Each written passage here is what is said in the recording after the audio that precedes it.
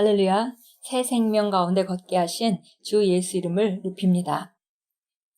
그리고 오늘도 우리가 주 안에서 하나님이 주신 신성한 운명 가운데 걷는 하루이고, 우리 삶은 하나님께서 이미 선한 일을 위하여 이미 예정해 놓으셨습니다. 우리가 오늘에 주신 모든 축복과 만남과 그런 은혜들을 공급받는 그런 그 하루를 기대하면서 아침에도 말씀을 통해서 우리 자신을 재배치하도록 하겠습니다.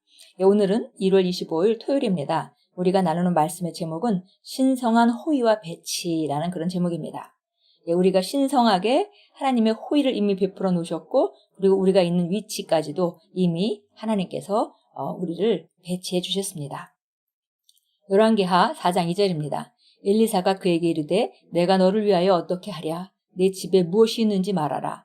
그가 이르되 계집종의 집에 기름 한 그릇 외에는 아무것도 없나이다 하니.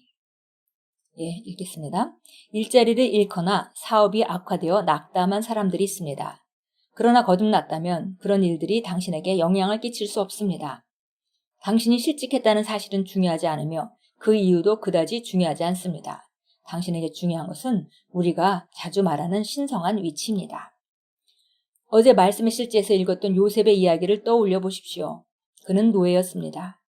노예는 봉급을 받지 않기 때문에 그는 돈을 받지 못했습니다. 그러나 성경은 요셉이 노예였음에도 불구하고 그가 형통한 자가 되어라고 말합니다. 그는 번성하기 위해 봉급을 받을 필요가 없었습니다. 그는 아브라함의 자손이었으며 그것이 요셉에게 필요한 전부였습니다. 그는 앞서 꿈을 꾸었기 때문에 자신이 어떤 사람인지 알고 있었습니다. 그는 신성한 은혜 안에서 기능했습니다. 할렐루야.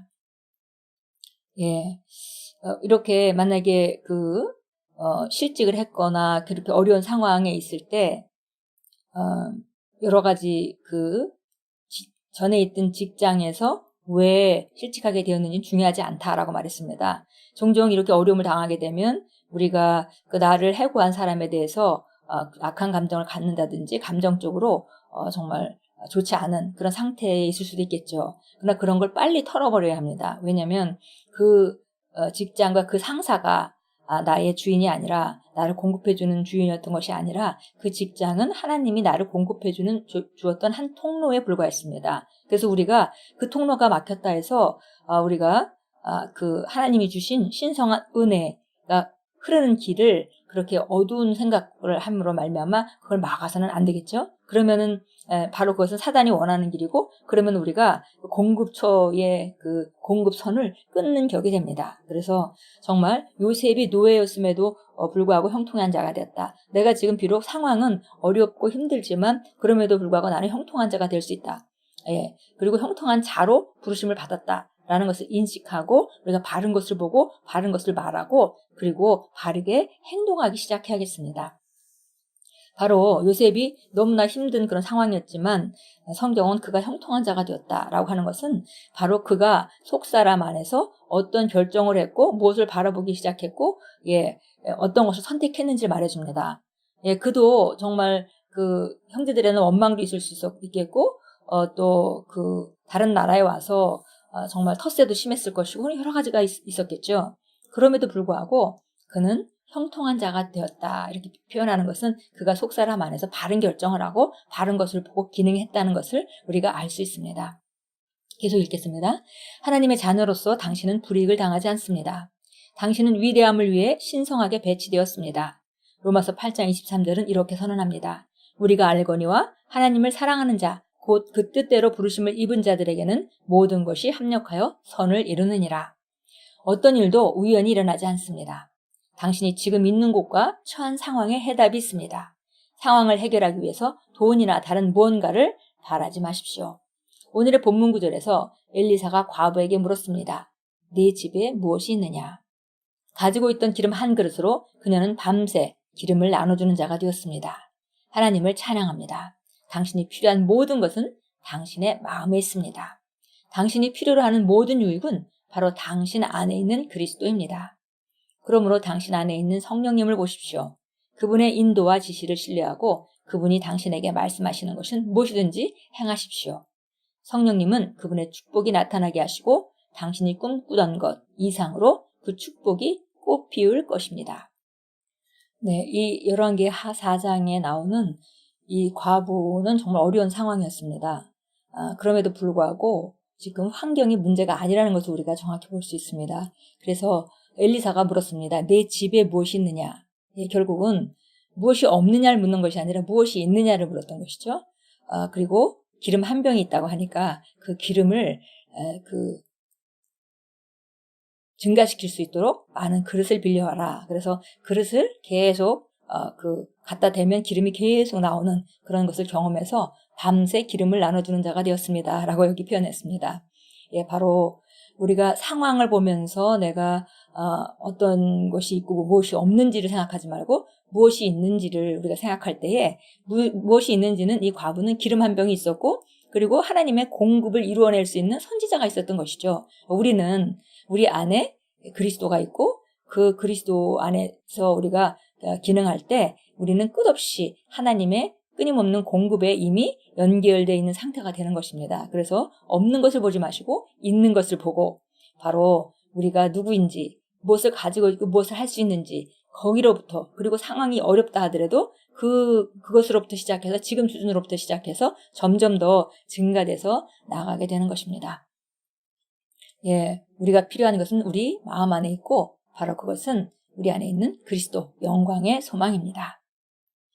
잠언서 한번 보겠습니다. 잠언서 8장 10절입니다. 잠언서 8장 10절 보겠습니다. 나의 훈계를 받아들이고 은을 받지 말라. 금을 택하기보다는 지식을 선택하라. 예.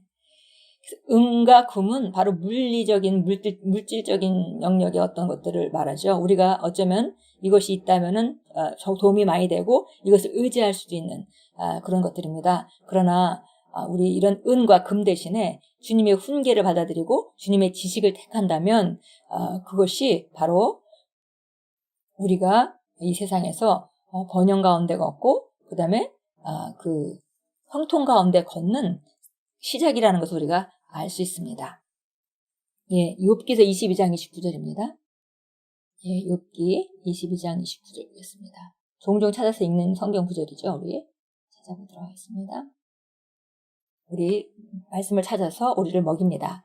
사람들이 내던져지면 너는 일으킴이 있으리라고 말할지니라. 그분은 겸손한 사람을 구원하시리라.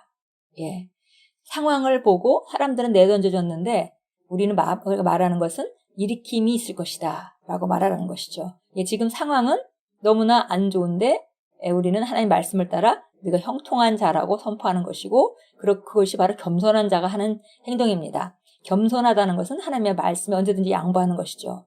내가 볼 때는 상황이 보인다 하더라도 하나님의 말씀이 우리가 형통하고 우리가 번영하는 자라고 말하고 있기 때문에 그것을 바라보고 거기서부터 시작하는 것입니다. 로마서 8장 28절입니다. 우리가 알거니와 하나님을 사랑하는 자들과 그분의 목적에 따라 부름을 받은 자들에게는 모든 일이 합력하여 선을 이루느니라.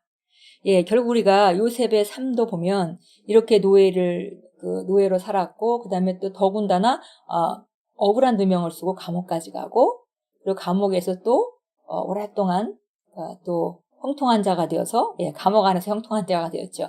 그래서 사람들을 돕고 섬기고 하나님이 공급해 주시는 능력과 지혜로 사람들을 섬겼습니다. 그래서 결국은 그 후에 애굽의 제상이 됩니다. 결국 이런 과정들이 요셉을 훈련시켰고 요셉을 마땅히 애굽의 제상의 자리에 오를 때 그때에 그것을 행할 수 있는 능력으로 구비되는 그런 귀한 시간이었던 것을 우리 알 수 있습니다. 그래서 큰 그림 안에서 하나님의 공급과 하나님의 계획을 바라본다면 우리가 당장 가지고 있는 어려움이 오히려 더 온전하게 쓰일 것이고 나의 능력을 더 확장시키는 그런 일이라는 것을 우리가 분명하게 성경에 있는 인물들에서 우리가 볼 수 있습니다. 그래서 오늘도 우리는 바로 눈에 보이는 것이 아니라 바로 우리 마음 안에 하나님의 말씀을 통해서 우리가 무엇을 선택할지, 무엇을 바라볼지, 무엇을 말할지, 어떤 관점으로 볼지가 우리 형통의 시작이고 형통의 또 모든 것입니다. 기도합니다. 사랑하는 아버지, 당신의 말씀 안에 있는 위안에 감사드립니다. 아버지께서 내가 한 일들을 축복하셨고 나를 영원한 성공과 번영의 길로 인도하셨습니다.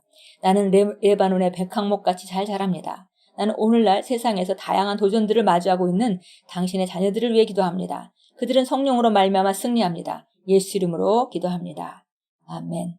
예, 우리는 백항목같이, 레바논의 백항목같이 잘 자랍니다. 그리고 우리는 영원한 성공과 번영의 길로 주님께서 우리를 인도하고 계십니다. 이미 우리는 축복받았고, 그리고 우리는 우리의 끝을 압니다. 왜냐하면 하나님께서 우리를 형통케 하시고 승리케 하셨기 때문입니다. 과정이 있다 할지라도 우리는 그 과정에서 기쁨으로 오늘의 그 과제를 우리가 행하면서 또 하나님께서 우리를 확장시키는 그 훈련에 기쁨에 동참하며 우리가 오늘도 승리의 길, 모든 것이 합력하여 선을 이룰 것을 바라보며 주님을 찬양하며 오늘 하루를 걸어야겠습니다. 하나님이 신성한 호의가 있고 또 그리고 하나님이 우리에게 적절하게 배치하시는 그 배치를 우리는 믿습니다. 오늘도 승리하시고 주님 안에서 만나는 자들에게마다 일으켜 세울 자를 일으켜 세우시고 또 권면할 자를 권면하시고 도울 자를 도우시고 또 주는 자가 되시는 귀한 하루가 되게 하십시오. 예수님께서 모든 것을 동원해서 우리를 공급하고 계십니다.